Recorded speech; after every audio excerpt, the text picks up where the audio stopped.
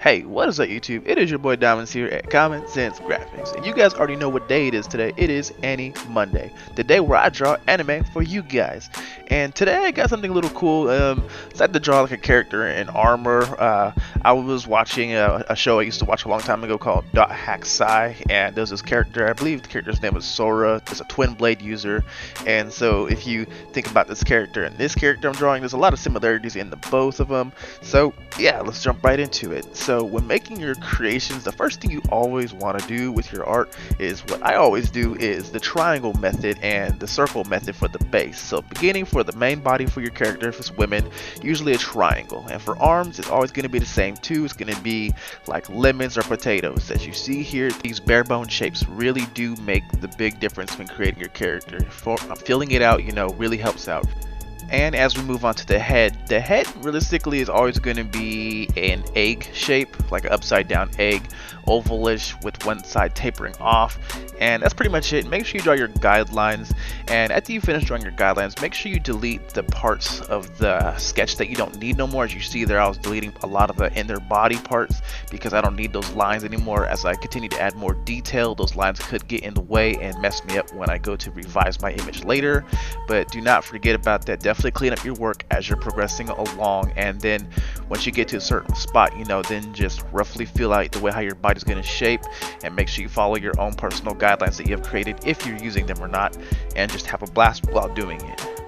Now, as you see here, I pretty much have the rough outline of the body complete. I have her breasts, her leg placements, and her arm placements in a good location.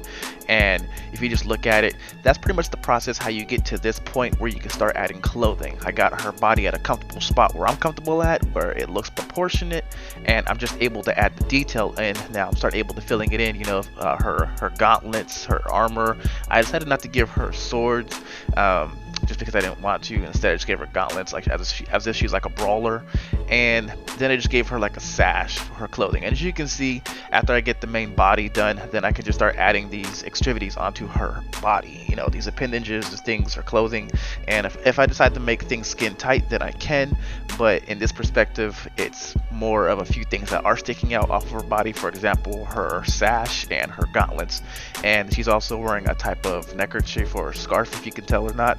Those are the only things that's really bulging off her body. Everything else is all skin tight. Now, if I were to talk about the hardships I had while making this image, the things that I struggle with the most, I am gonna have to say the fingers. I redid the fingers like 4 times. Once in the blue phase, then again in the red phase a couple times, because the first time they looked very bulky and very big, looked like Jar Jar Binks' fingers, and I was like, nah. And so I tried doing them again, tried making them more fingerly, and they still didn't come out very well. And then when I started finalizing with the line art, the fingers just started looking really rough, and I was like, I ain't even gonna deal with these fingers. So I just, like, at a certain point, just kind of gave up on them. And I was like, whatever, I don't care no more. And yeah, that was pretty much the hardest thing I had with this image. It was very simple, very straightforward. Just had some fun while making this. I decided to throw a little bit of extra detail in the clothing here and there when I started doing the detail phase, just because I thought it might look good. For some reason, for me, I try to cover up the groin, the crotch area for my most part, because when you're wearing skin tight clothing and it's like showing a lot of skin, or if it's just like a lot of black, then it's hard to show detail there. So for this character, her sash kind of droops down in front of it, so it also hides a lot of stuff that I can put in there, but it also makes it more easier for me in my workflow.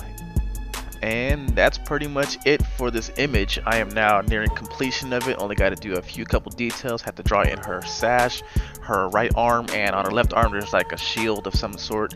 Like I said, I was going to draw swords with it, but I decided not to because I usually cut my characters off by the legs, and I thought it might be too long, so I decided not to do that. And that's about it. This one came out very well. I don't think my shading was very well in this image, to be honest. I think I could have done better, but I think I kind of rushed it a little bit at the end when it came to the shading, because like I said, I just rushed it. But yeah, the image is pretty much done now, but I hope you guys enjoyed this.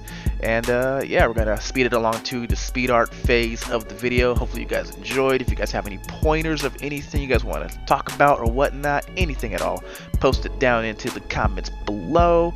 And yeah, but you know what day it is today. It is Any Monday. It's your boy Dominzs here at Common Sense Graphics. Hopefully you guys enjoyed the video. Rate, comment, subscribe, all that bullshit. Your boy out.